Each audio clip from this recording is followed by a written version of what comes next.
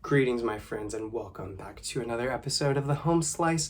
Today we have our second episode of Sebenza versus everything. In our first episode, the Sebenza, the Chris Reeve knives, a large Sebenza in 63 to 64 Rockwell MagnaCut, faced off against the Spyderco Sage.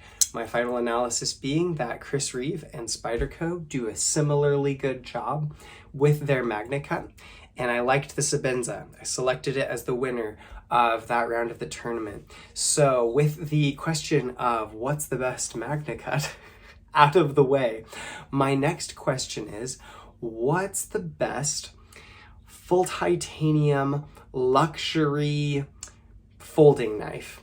And for me, I've got to face the Chris Reeve knives Sebenza off to answer that question against my custom Benchmade 761. The Benchmade 761 was made for a few years back in the day. I don't think they make it anymore. It does have tip down only carry, which is a bit of a bummer. But it was made to be a competitor to the Chris Reeve knives Sebenza, as have many knives. It is a frame lock.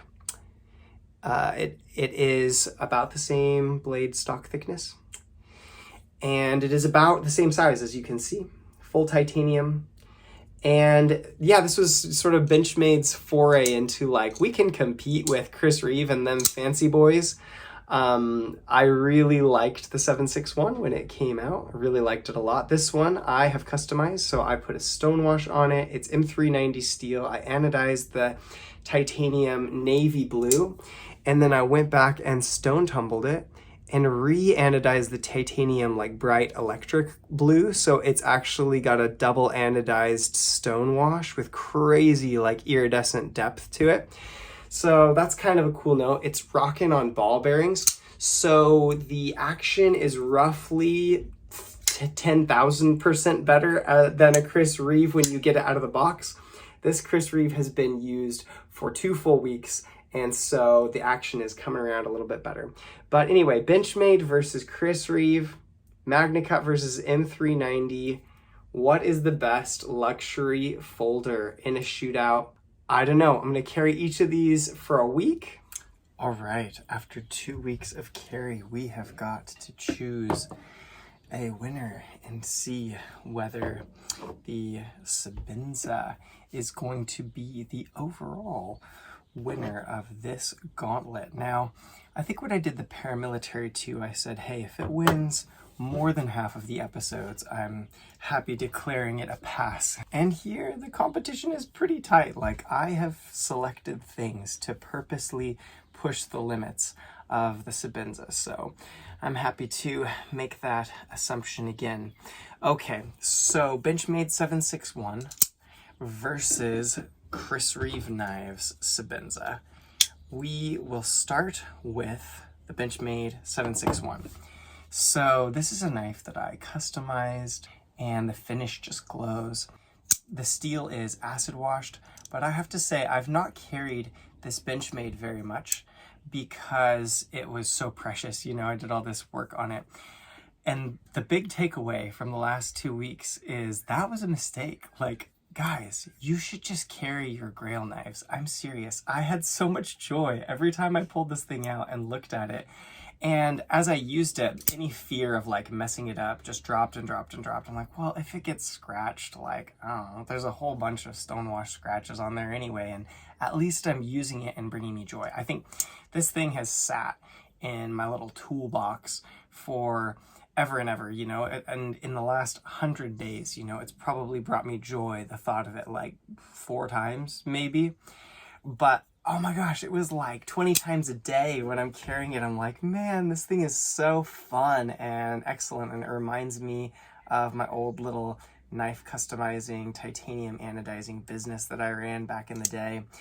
I also have to say, like, man, this thing is slim And the finish details, like the standoffs have these machining details, the everything. They actually have a little like flap on this frame lock that stops it against the knife blade. So it has a set depth. Now that ordinarily could cause you some problems because there's no room for adjustment. And Benchmade actually got around it by making this sort of octagonal blade stop, and each face of the blade stop is at just a couple of thousandths of an inch different depth than the other one. And so actually, if you develop any blade play, you can just adjust that stop around until it's a slightly wider one, and it eliminates all the blade play. And so they actually machined their way around this hidden frame lock. And I have to say, I was really impressed. The lockup is insane. It's so good, actually. The two cons that I always run into with this knife is you can't move the clip, although I like this clip, to be honest. Like, this machine titanium clip is, like, I think probably the best Benchmade integral titanium clip that I have ever seen. It would be nice if it had carry on both sides, because I do prefer a tip up. But in use, like, this thing is really flat and the corners of it are kind of rounded, and it kind of nests into that bigger part of my grip. And it was comfortable. It was fine. I carried it in the back pocket so that the blade was against some fabric with no problems whatsoever at all. All of the finish work and detail on this. So I have to give Benchmade props for this. I mean, I can't remember when I did the custom work on this. It would have been, I think, 2014 or 2015. I can't remember exactly. But back then, they were rocking M390 before it was in too many things. They were nailing the drop shutting, like, ball bearing mechanics before it was really a thing. They made this sculpted line, custom, like, titanium knife before the frame lock titanium flipper was like the thing. So I do have to give it to Benchmade. Like, this thing is a work of art. It's really cool. It was slicey. The edges is what I'll have to get to next. So I've already done a full description on the Chris Reeve Sebenza. Really enjoyed it. This carry, I didn't notice a lot more things. I did notice that this clip, when you pull it out, it makes this really satisfying ting. It's not doing it now. I don't know why. But, oh, I think because you're holding it this, so there's nothing to vibrate against it. Anyway, when you pull it out, it ting, and I kind of liked that. That's not a big deal or a performance thing at all, but it was kind of a fun detail. I have to say, Sebenza to Benchmade 761. Cons of the Benchmade 761 clip is a con in terms of not being able to move it. It's not a big con to me. And then because these are so sculpted, they get really thin. And so your hand is writing on really thin surfaces. For an everyday knife, I didn't run into any situations where it felt like, oh, that's hurting my hand. I'm sure it could be better, but it didn't bother me. The shaping narrows out quite a bit. Where on the Chris Reeve, you have a bit more chunky surfaces with your hand against. And so there is some level of comfort there, but there also is some level of beauty and aesthetic and ergonomics to the shaping that Benchmade has done as well. So that's sort of a toss-up, but the sides of this are like a little bit sharper than the Sebenza, but I would say the look is much more like artisan craftsman if you look at the little lines of machining on the two. There is one more con on the Benchmade 761, and that is that the detent is quite light to get the knife to open, so much so that I dropped it, and it did open up when it hit the ground. And I know I should be trying not to drop my custom full titanium expensive pocket knife, but I did, and it landed like this, and it came back up like that, which is a little scary. And I would say that that is an issue. And even when I push on this, I'm sure you guys have seen a few times as I've been going along, like sometimes I go to push it out and it wants to give before I think that it should. You've got the opposite problem, at least on my Sebenza, in that the detent is quite hard, and to even get it to flick open, you really have to muscle it out a little bit. So the action felt beautiful and glorious on this Benchmade. I got used to it, and I was dropping that thing shut and rocketing it back out so easy, and I really enjoyed that, and it felt really premium. And I have to say that, contrasting these two knives, the action did make this Benchmade feel more premium.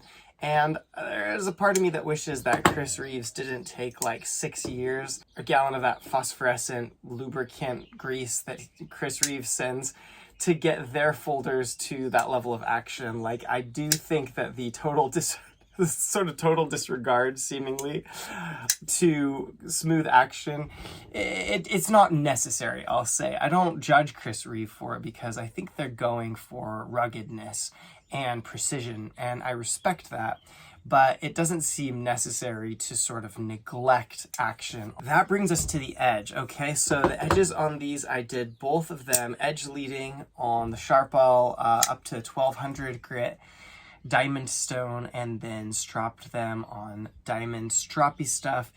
And guys, there was a big difference. Like, this MagnaCut is okay. I may have stropped it a little too much, but this M390 actually had much better aggression characteristics with that particular stone. And the sharpening session that I did on these two, I sharpened them the same way, tried to do the same feel, same angle, and this M390, guys, I was so surprised. I've had so much M390 that's kind of like, it's okay, or it's a bit subpar, and I didn't expect for a Benchmade to actually, from like the mid 2010s, to actually perform in terms of their M390 heat treat. But I was very impressed. This thing held an aggressive edge all week long, and it just really took that fine diamond and just went nuts with it. The Chris Reeve, I probably overstropped it a little bit. I stropped them both, and I think I stropped the MagnaCut a little bit more because it was kind of close to whittling a hair, and I was like, oh, maybe I could get the edge there, and I probably did more than what was necessary. It was very smooth. It was not disappointing. Like, I would be pleased with the performance of the MagnaCut, but in comparison to what I had just experienced in carrying this Benchmade, where the aggression just would not give up, and all week long through Sunday, it was still biting and grabbing into stuff. After that experience, I was like, oh, I do sort of wish this edge had a little more grab to it, because it didn't initiate cuts quite the way that I wanted to. Okay, so for an overall winner, what do I think? They're really similar carry size. The Chris Reeve is just slightly smaller on silhouette. The Benchmade is just slightly smaller in terms of overall knife thickness. They're both excellent pieces of knife artistry. I really enjoyed carrying them both. I have to say, this one brought the joy. Like, I just think I did a really good job on this Benchmade for my particular taste, with like muted colors, subtle stonewash combos. You can really see that swedge because the stonewash brings out that line in it. This is from the first production run of them. It's number 439 of 1000 of the first ever production of the 761, which I believe has been discontinued for several years now. And the action was insane. The lockup is insane. The edge aggression was insane. And the hiccups with it were small enough that I actually enjoyed the Benchmade 761 better than I enjoyed the Sebenza. Is that the end of my Sebenza enjoyment? No, I don't think so.